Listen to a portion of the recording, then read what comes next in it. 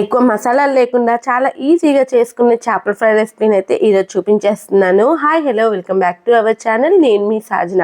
ఎక్కువ మసాలాలు లేకుండా ఒక్క మసాలా ప్రిపేర్ చేసేసుకొని ఈజీగా అయితే చేపల ఫ్రై అయితే ఇంట్లోనే చేసేసుకోవచ్చు.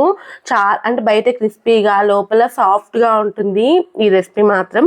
దానికోసం ముందుగా అయితే ప్లేట్లోకి అయితే అలా కొద్దిగా పసుపు, అలానే కొద్దిగా కారం, మీ రుచికి తగ్గట్టు అయితే కొద్దిగా సాల్ట్ని అయితే యాడ్ చేసుకొని, కొద్దిగా ధనియాల పౌడర్, అలానే కొద్దిగా గరం మసాలా వేసుకొని, కొద్దిగా ఆయిల్, అల్లం వెల్లుల్లి పేస్ట్ కూడా వేసుకొని ఒకసారి బాగా కలిపేసుకోవాలి. ఇక్కడ మీకు కావాలంటే కొద్దిగా లెమన్ కూడా పిండి తీసుకోవచ్చండి. ఇక్కడ నేను లెమన్ వేయట్లేదు, ఎందుకంటే కొద్దిగా పులుపులాగా అనిపిస్తుందని.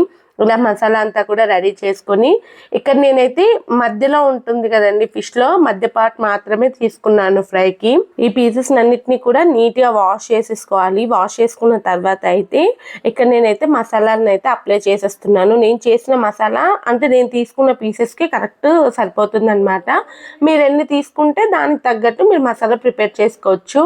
అలానే ఎక్కువ పెట్టేస్తే ఆ మసాలా మాత్రమే తగులుతూ ఉంటుంది. అందుకనే నీట్గా ఇలా అయితే అప్లై చేసేసుకోవాలి. ఆ తర్వాత నేను ఇక్కడ పెనం మీద చేస్తున్నానండి.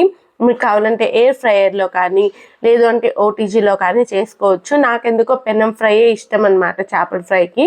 ఇలా అయితే పెనం మీద కొద్దిగా ఆయిల్ అప్లై చేసుకొని మనం ప్రిపేర్ చేసి పెట్టుకున్న అంటే మసాలా చేసుకున్నాం కదా, ఆ పీసెస్ అన్నింటినీ కూడా నేను పెనం మీద పెట్టేసుకొని లో టు మీడియం ఫ్లేమ్లో ఒకవైపు ఒక 10 నిమిషాలు, ఇంకొక సైడ్ ఒక 10 నిమిషాలు మనం కుక్ చేసుకున్నాము అని అంటే మన చేపల ఫ్రై అయితే రెడీ అయిపోతుంది.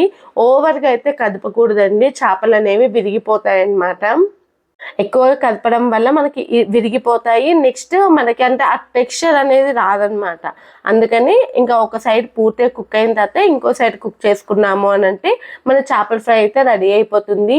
దీంతో పాటు అయితే మనము మంచిగా పులుసు రెసిపీ కూడా చేసామండి. అది నెక్స్ట్ వీడియోలో అయితే అప్లోడ్ చేస్తాను. ఫైనల్గా అయితే ఒక ప్లేట్లోకి సర్వ్ చేసుకొని పైన లైట్గా కొత్తిమీర చల్లుకున్నాము అని అంటే మనం ఫేవరెట్ చేపల ఫ్రై అయితే రెడీ అయిపోతుంది. ఎక్కువ హడావిడి లేకుండా చాలా సింపుల్గా ఇంటికి గెస్ట్ వచ్చేటప్పుడు వితిన్ 20 మినిట్స్లో అయితే ఈ రెసిపీ చేసేయచ్చు.